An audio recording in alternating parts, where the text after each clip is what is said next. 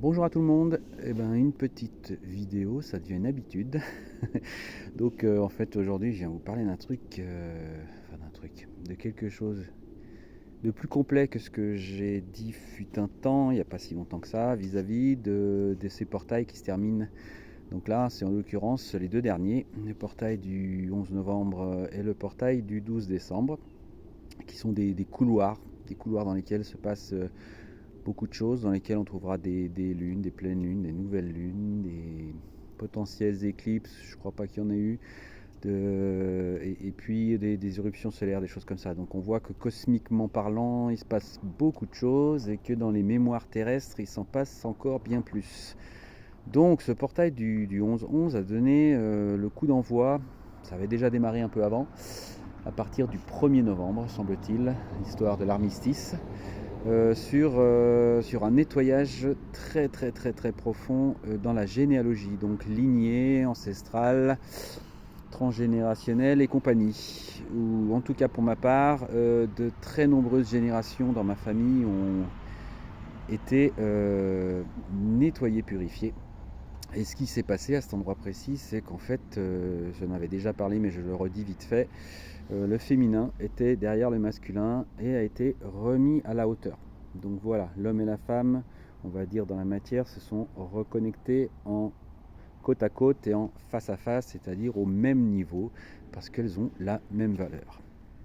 Et au niveau vibratoire, ça veut dire que l'énergie féminine, qui est l'énergie qui donne l'information, et que l'énergie masculine se sont elles aussi reconnectées à la même valeur, ce qui semble être le symbole de l'union est quelque chose de très juste.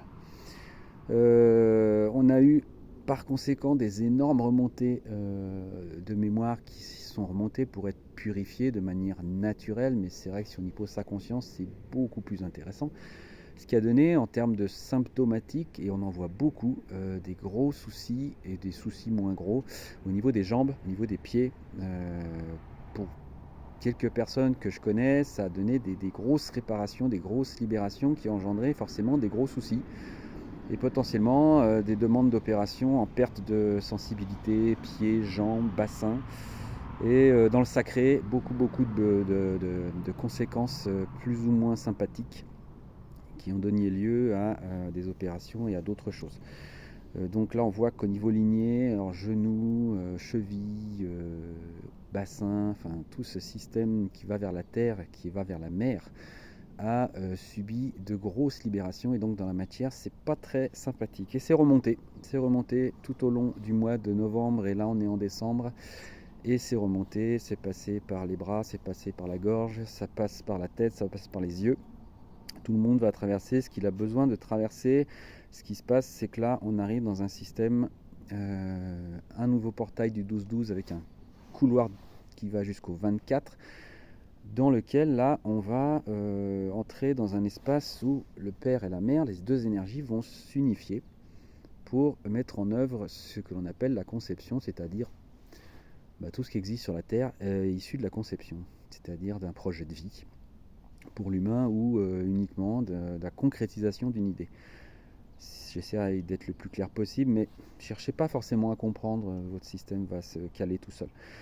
Dans ce portail, on trouve le jour d'aujourd'hui qui est la nouvelle lune étant un nouveau départ et donc une nouvelle potentialité de conception, puisque la lune maintenant va prendre de la hauteur.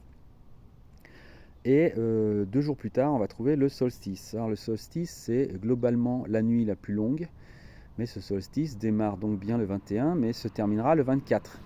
Pourquoi ? Parce qu'on a 3-4 jours qui se font dans la même énergie que le solstice, c'est-à-dire on ne perd pas de minutes et on n'en gagne pas non plus. Et on arrive dans les fameuses 3 nuits ou les fameux 3 jours de nuit absolue qui font peur à tellement de gens, mais qui sont en fait le lieu de l'obscurité, c'est-à-dire là où naissent tous les projets. Imaginez que vous mettiez une graine en terre, elle va être dans l'obscurité jusqu'à ce qu'elle pourrisse, qu'elle crée ses propres racines et qu'elle puisse monter dans la lumière. Et ça, c'est le rôle du 25 décembre qui est chez les païens, en l'occurrence les Celtes que j'aime beaucoup, le jour où le soleil se remet en mouvement, c'est-à-dire on reprend 1 minute de soleil.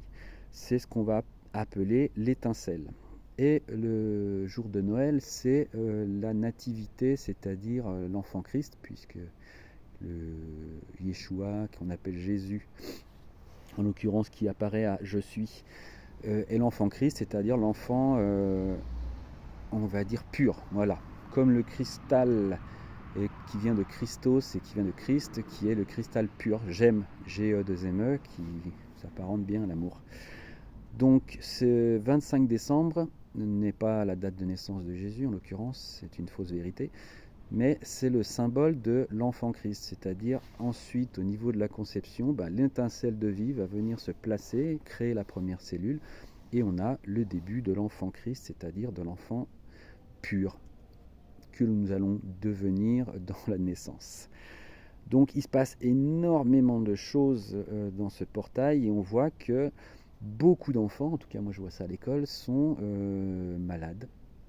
Alors c'est beaucoup les poumons, c'est beaucoup le nez, c'est beaucoup toute la sphère ORL et au niveau du cœur. Donc il y a un gros réalignement qui passe par les enfants, parce que les enfants c'est plus proche de la pureté que les adultes que nous sommes, bien marqués par nos expériences qu'on n'a pas vraiment bien compris et qui sont en train justement de se libérer.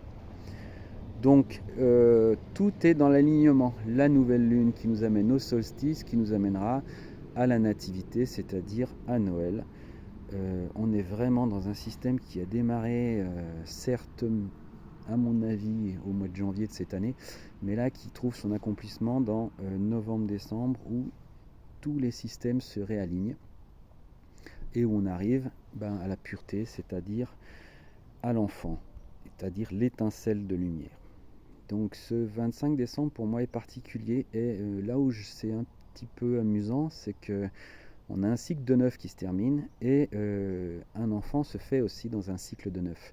Donc le cycle de 9 c'est la fin de cycle, mais c'est aussi l'aboutissement, la naissance et pour le coup la renaissance. Donc ça nous demande un acte symbolique et aussi conscient qui est un petit peu compliqué à l'heure d'aujourd'hui parce que ça bouge beaucoup, c'est d'accepter le chemin qu'on a vécu.